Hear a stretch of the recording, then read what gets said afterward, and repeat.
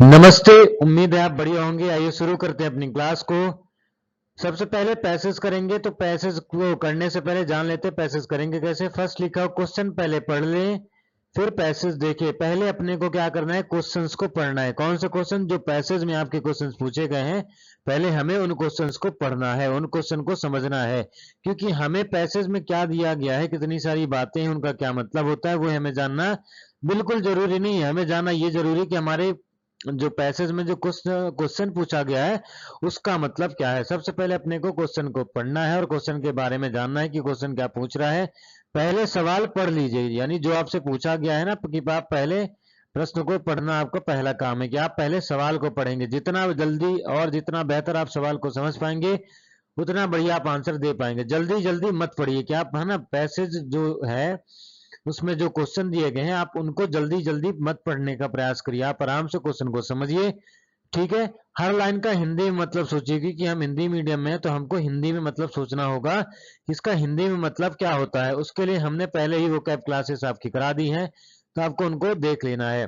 जो शब्द समझ में ना आए उसे आप अंडरलाइन कर लीजिए। जो शब्द आपको अपने, जैसे फिर आपको पैसेज पढ़ना है, आपने जब पढ़ा तो आपको समझ में आया, आपने पहले क्वेश्चन पढ़ा, क्वेश्चन को पढ़ने के बाद आपको क्वेश्चन समझ में आ गए हैं।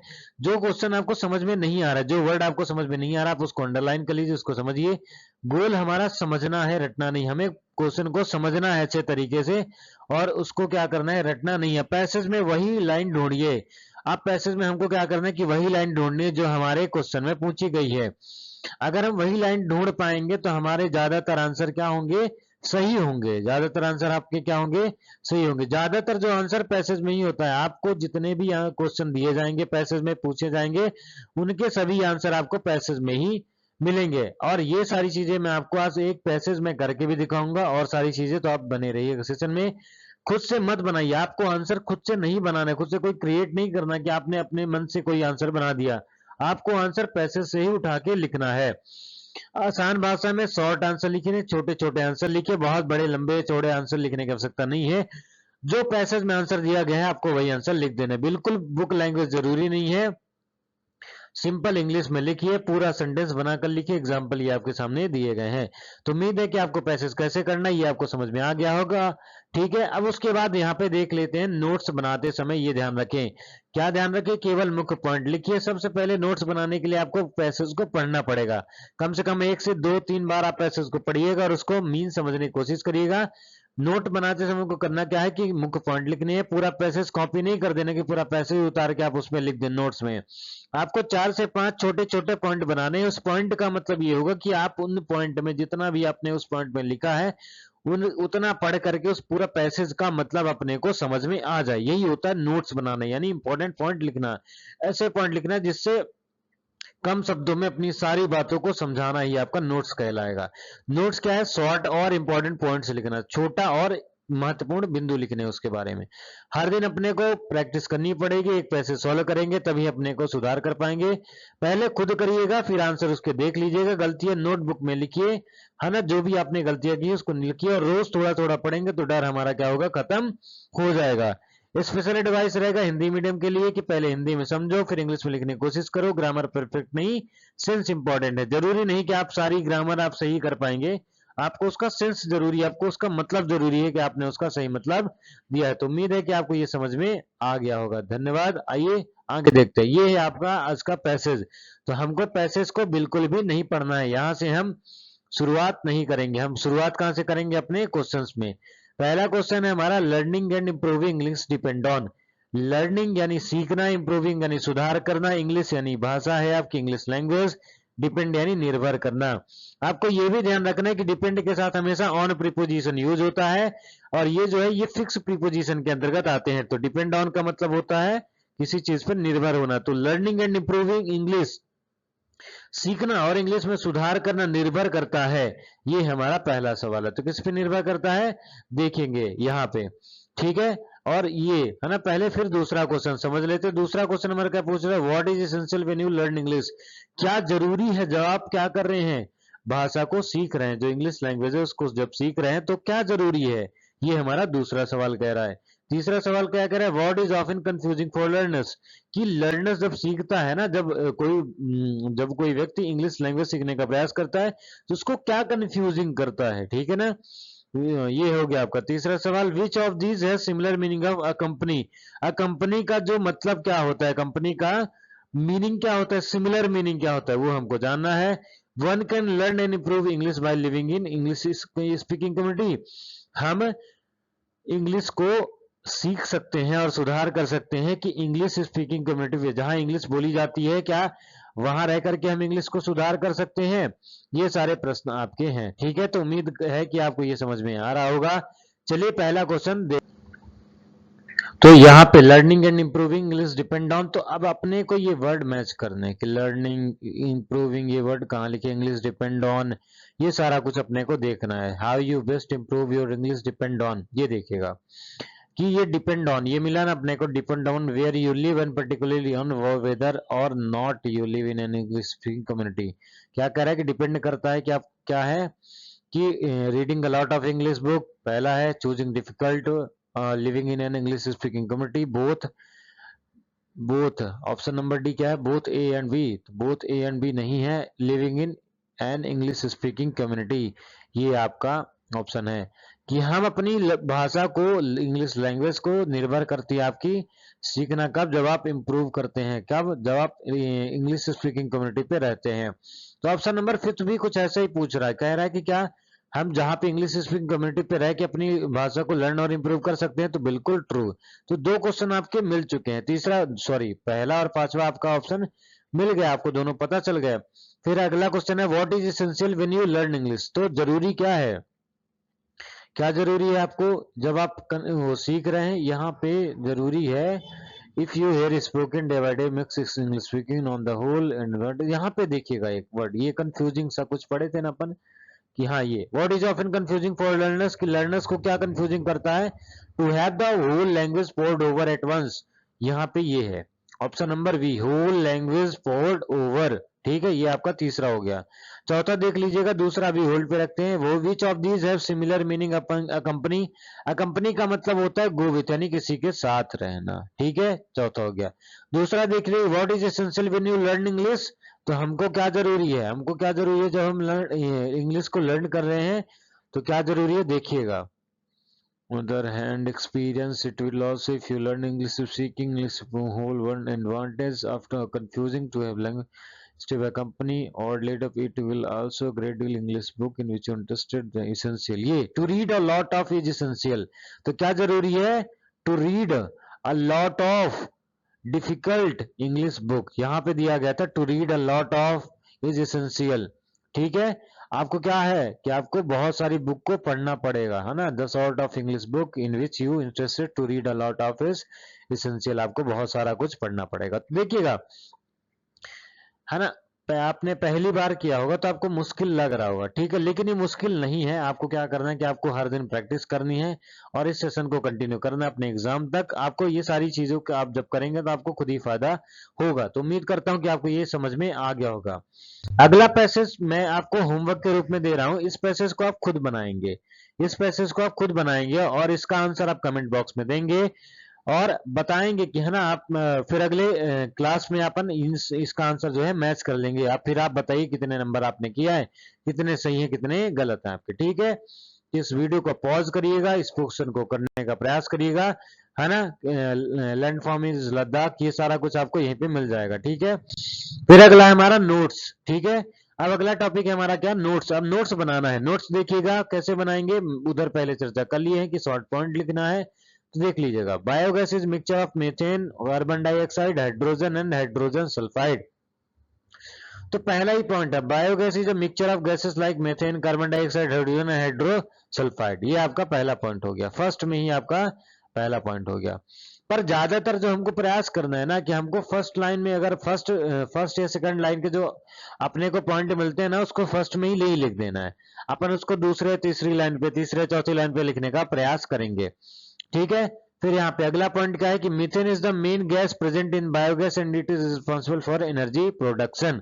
यहाँ पे देखिएगा ये कहाँ लिखा हुआ है, ये आपको लिखा हुआ है कहाँ पे, कहाँ पे, कहाँ पे, कहाँ पे, हाँ, the major constituent being methane, यहाँ पे कह रहा है कि बीइंग मीथेन, तो methane is the main gas present, तो ये मेजर कॉन्स्टिट्यूएंट है ना present in biogas and responsible for energy and production. Biogas is produced by एनोबैक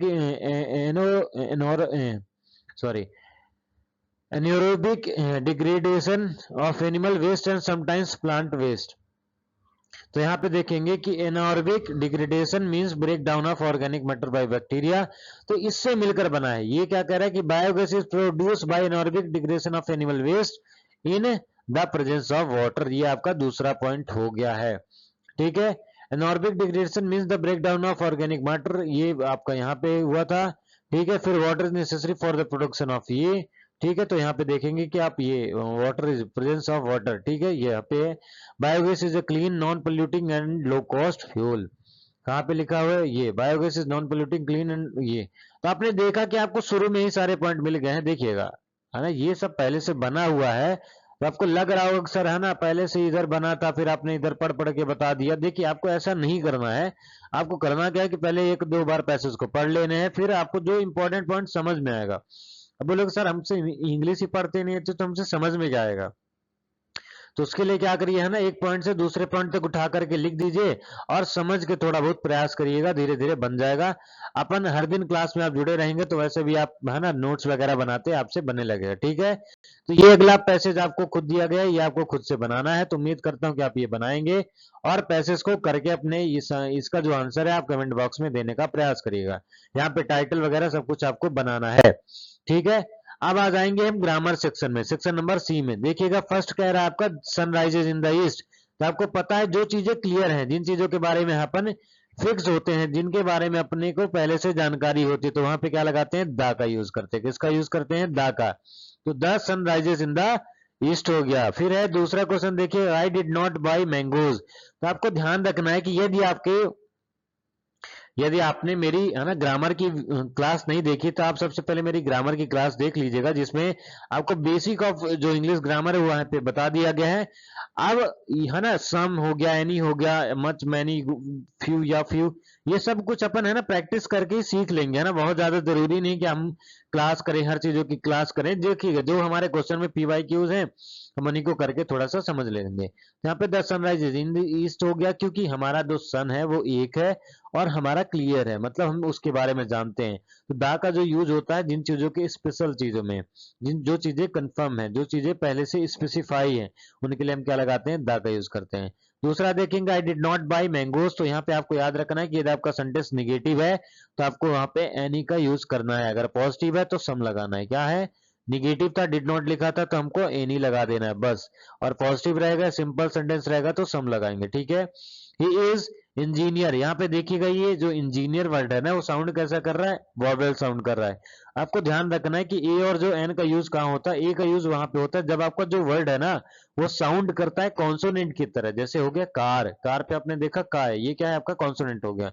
जैसे आपने बोला मूवी, मूवी क्या है आपका कॉन्सोनेंट हो गया। तो जहां पे आपका वर्ड साउंड करता है कॉन्सोनेंट जैसा तो वहां पे आपको ई लगाना है, और जब आपका वर्ड साउंड करे वॉवेल जैसा तो आपको वहां पे एन का यूज करना है। तो यहाँ पे ये कैसा साउंड कर रहा है इंजीनियर, ये ई आ रहा है, तो ई क्या होता है आपका वॉवेल होता है, तो यहाँ पे क्या लग जाएगा आपका एन लग जाएगा। ठीक है, तो यहाँ पे ये हो गया आपका एन ऑप्शन हो गया। ठीक है, अगला क्वेश्चन देखिए, we to watch the movie yesterday, आपको ध्यान रखना है कि यदि आपके सेंटेंस में लास्ट में स्टरडे मिले, अपनी कॉपी में है ना ये लिखते रहिएगा, स्टरडे मिले, लास्ट डे मिले, लास्ट मंथ मिले, लास्ट वीक मिले, तो आपको वहां पे वर्ब की सेकंड फॉर्म यूज कर देनी। कौन सी फॉर्म में लगाएंगे, वर्ब की सेकंड फॉर्म अपने उसमें लगाएंगे, किस में लगाएंगे, अपने टेंस में। जो भी आपका इसमें रहेगा, जो भी आपका क्वेश्चन पूछा जाएगा, आपको क्या करना है, यदि आपके सेंटेंस के अंत में स्टरडे है, लास्ट मंथ है, लास्ट वीक है, लास्ट डे है, ठीक है, तो आपको वहां पे क्या करना है, वर्ब के सेकंड फॉर्म यूज कर देना। तो यहाँ पे क्या हो जाएगा, वेंट, आपका ऑप्शन सही हो जाएगा।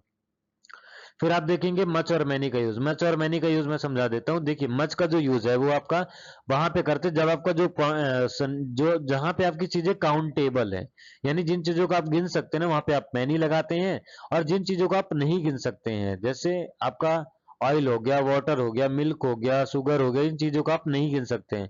तो वहां पे आप लगाते हैं क्या, मच। तो जो चीजें काउंटेबल है तो काउंटेबल होंगी तो मैनी लगेगा, जो चीजें काउंट नहीं कर सकते अनकाउंटेबल है तो वहां पे आपका मच लग जाएगा। तो यहाँ पे आप देखेंगे वाटर जो है वो काउंटेबल नहीं है, नहीं गिन सकते हैं पानी को, यहाँ पे क्या लग जाएगा आपका, मच लग जाएगा। ठीक है, उम्मीद करता हूँ आपको ये समझ में आ गया होगा। छठा क्वेश्चन देखिएगा, दे कंप्लीटेड देयर वर्क। यहाँ पे देखेंगे हैज या हैव, क्योंकि दे हमारा प्लूरल है तो प्लूरल के लिए हमारा क्या लग जाएगा, हैव लग जाएगा। तो उम्मीद है कि आपसे बन रहा होगा। फिर है Christmas is celebrated 25th of December. तो क्रिसमस कब मनाया जाता है ये थोड़ा सा समझना है। तो आपको याद रखना है इन और ऑन का जो यूज है, इन और ऑन का जो यूज है, इन कहाँ पे करते हैं, इनका जो यूज है ना समय की, है ना, प्रीपोजिशन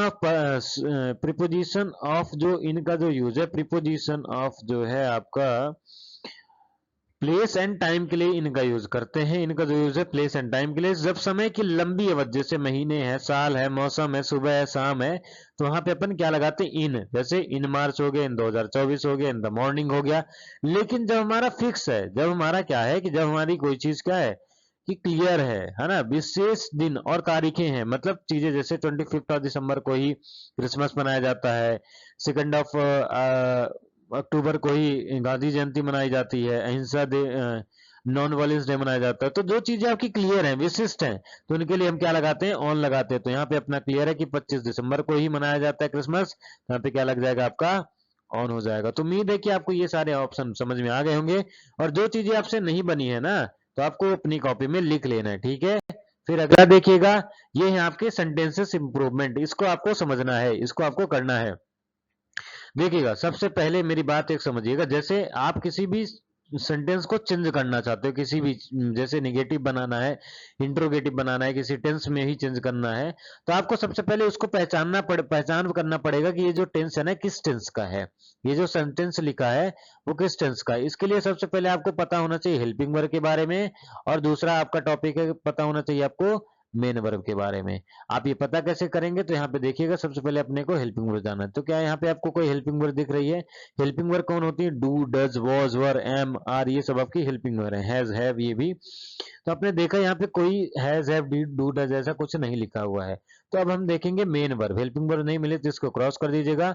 अब देखेंगे अपन मेन वर्ब, तो मेन वर्ब देखिएगा यहाँ पे नो जो है, नो आपकी क्या है, मेन वर्ब है। सर मेन वर्ब क्या होती है, ये वीडियो ग्रामर में अपन सब कुछ बता दिए हैं, तो वहां पे आप जाके थोड़ा सा देख लेंगे। अब हर वीडियो में हर एक चीज की जानकारी देना संभव नहीं है, तो ये हो गया हमारा नोज, क्या हो गया आपका, मेन वर्ब हो गया। अब ये कौन सी है, वर्ब की फिफ्थ फॉर्म है, कहाँ लगती है, प्रेजेंट इनडिफिनिट के सिंपल में। तो अपने को क्या बना देना है, इसका निगेटिव बना देना है। तो सिमरन आपका सब्जेक्ट रहेगा ही, सिमरन के हिसाब से सब्जेक्ट सिंगुलर है तो वर्ब भी सिंगुलर, तो आ जाएगा आपका डज। अब सिमरन के लिए डज क्यों लगाए हैं ये आप क्लास देख लेंगे तो आपको पता चल जाएगा। तो यहाँ पे क्या हो जाएगा आपका डज, फिर निगेटिव है तो अपन नॉट लगाएंगे, क्या लगाएंगे, नॉट। तो सिमरन डज नॉट नो है, ये मेन वर्ब है। तो यदि आपके सेंटेंस में हेल्पिंग वर्ब आई है तो मेन वर्ब आएगी ही। तो नो का क्या हो जाएगा आपका, नोज का क्या हो जाएगा आपका, नो हो जाएगा। Know the answer to the question, ये आपका आंसर सही हो गया। क्या हो जाएगा, Simran does not know the answer to the question, ठीक है, ये आपका आंसर सही हो गया। दूसरा देखिएगा, change the sentence into negative में इसको ही बनाना है, रोहन स्पीक इंग्लिश, तो हो जाएगा रोहन, फिर डज नॉट, फिर स्पीक और इंग्लिश, यस आपका हट जाएगा, क्योंकि रोहन सिंगुलर था तो स्पीक्स लगा था, और रोहन डज हो गया, रोहन पहले सिंगुलर था तो हमने पहले इसको डज लगा के सिंगुलर बना दिया, तो Rohan does not speak English, ये आपका निगेटिव हो गया। फिर है चेंज इनटू निगेटिव, इसको भी निगेटिव में बनाना है। तो अनीता कट हर फिंगर, अब यहाँ पे कट है, लेकिन यदि आपका ये प्रेजेंट सिंपल में होता ना तो यहाँ पे कट्स लिखा होता, सिंगुलर रहता। अनीता सिंगुलर है तो वर्ब सिंगुलर चाहिए थी, लेकिन यहाँ पे कट लिखा हुआ है, वर्ब सिंगुलर नहीं है, तो इसका मतलब ये पास्ट इंडिफरेंट में है। तो पास्ट इंडिफरेंट में इसका निगेटिव बनाएंगे तो अनीता हो जाएगा, अनीता, फिर आपका आ जाएगा क्या, did not, Anita did not, did not, फिर क्या आ जाएगा आपका, डिड नॉट के बाद आ जाएगा आपका कट, वर्ब भी चाहिए ना, हेल्पिंग वर्ब आई है तो मेन वर्ब आएगी, did not cut her finger, ये आपका निगेटिव हो गया। फिर Amit at all the sweets, तो एट लिखा है, ईट होता है ना फर्स्ट फॉर्म, एट लिखा हुआ है तो ये वर्ब की सेकंड फॉर्म, ये भी पास्ट इंडिफिनिट का है। तो Amit did not eat all the sweets, ठीक है, निगेटिव बनाना था तो क्या हो जाएगा, अमित, फिर डिड नॉट, फिर एट का हो जाएगा फर्स्ट फॉर्म लगेगा उधर, एट का हो जाएगा ईट ऑल द स्वीट्स। ये है आपका निगेटिव। उम्मीद करता हूं कि आपको चीजें समझ में आ रही होंगी, ठीक है। अब देखिएगा फिर अगला क्वेश्चन है आपका। अगला क्वेश्चन हमारा क्या है कि रीअरेंज करना है जंबल वर्ड्स को मीनिंगफुल में। तो रीअरेंज करेंगे तो सबसे पहले हमको चाहिए होता है सब्जेक्ट चाहिए, फिर अपने को वर्ब चाहिए, फिर अपने को क्या चाहिए, ऑब्जेक्ट चाहिए। तो यहाँ पे देखेंगे सब्जेक्ट क्या है, अवर वी प्रोटेक्ट शुड फॉरेस्ट। तो वी आपका सब्जेक्ट है। आपको याद रखना है सब्जेक्ट के रूप में हम किसको लगाते हैं, नाउन को या प्रोनाउन को। जो मुझसे पढ़े हैं वो बताएंगे क्या यही होता है कि और कुछ होता है, नहीं, केवल नाउन और प्रोनाउन को। तो वी हो गया सब्जेक्ट, वर्ब चाहिए तो वी शुड, ठीक है, मॉडल वर्ब, फिर प्रोटेक्ट, फिर अवर, फिर फॉरेस्ट। तो we should protect our forest, ये हो गया आपका। और क्वेश्चन नंबर 6 का जवाब आप प्लीज है ना कमेंट बॉक्स में दीजिएगा, तभी पता चल पाएगा कौन से बच्चे हैं, कहां से पढ़ रहे हैं, ये भी थोड़ा सा बताइएगा। तो यदि सेशन आपको अच्छा लगा हो, आपके लिए यूजफुल हो, तो साथ ही अपने दोस्तों को भी शेयर करिएगा। रखिए अपना ध्यान, मिलते हैं अगली वीडियो में, तब तक के लिए जय हिंद, नमस्ते, प्रणाम, खुश रहिए, रखिए अपना ध्यान।